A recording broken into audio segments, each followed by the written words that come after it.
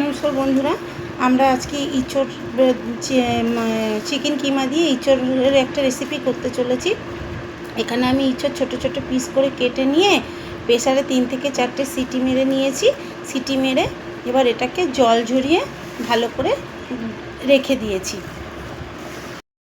দেখুন ইঁচড়টা আমার হয়ে গেছে ভাজা ভাজা।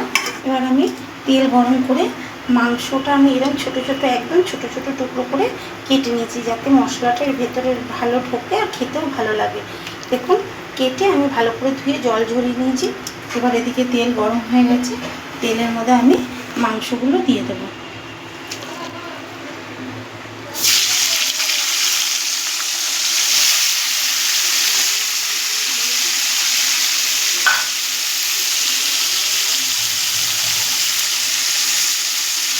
দিয়ে দেবো নুন,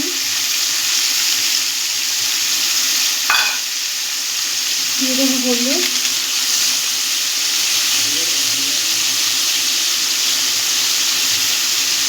দিয়ে দেবো একটু গোলমরিচ গুঁড়ো, দিয়ে এটাকে আমি ভালো করে নাড়িয়ে নেব। নাড়িয়ে বলতে ভেজে নেব। ভাজার সময় কতটা জল বেরিয়েছে, কিন্তু অসুবিধা নেই, তখন আমরা গ্যাসটাকে বাড়িয়ে এটাকে জলটা টানিয়ে নেব। মাংসটা ভাজা ভাজা হয়ে গেছে, এবার এটাকে আমরা নামিয়ে নেব। দেখুন কড়াইতে তেল দিয়ে দিয়েছি, আর এর মধ্যে দিয়ে দেবো একটু গোটা গরম মশলা। দেখুন কড়াইতে তেল দিয়ে দিয়েছি, তেলের মধ্যে দিয়ে দিলাম পেঁয়াজ কুচি। পেঁয়াজটা ভাজা ভাজা হয়ে আসলে একে একে আমি মশলাগুলো এর মধ্যে দিয়ে দেবো।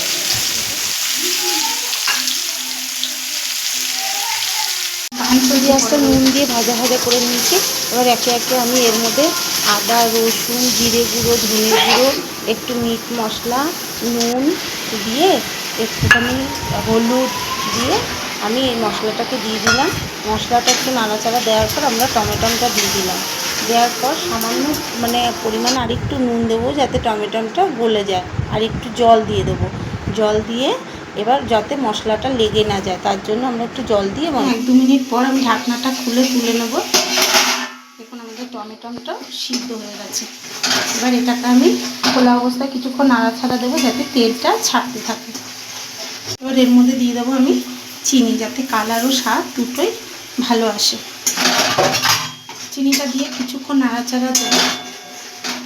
এবার এর মধ্যে যে আমি ইঁচড় আর মাংস কুচি ভেজে রেখেছিলাম, সেটা আমি এর কষানোর মধ্যে দিয়ে দেবো। দিয়ে ভালো করে কিছুক্ষণ নাড়াচাড়া দিয়ে এর মধ্যে আমি একটু মিট মশলা দিয়ে দেবো।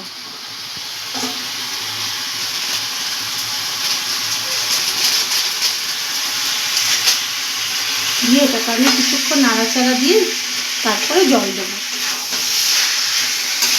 মশলা এবং মাংসর ইঁচড়টা দেওয়ার পর আঁচটাকে কিন্তু মিডিয়াম আঁচে রেখে কষাতে থাকবে, না হলে নিচটা ধরে যাবে। এবার আমি দেখুন আমাদের মশলা লেগে যাচ্ছে, তার মানে আমাদের কষানো হয়ে গেছে। এবার আমি বাটিটা ধুয়ে জল দিয়ে দেবো। অল্প জল দেবো, যেহেতু মাখা মাখা করবো।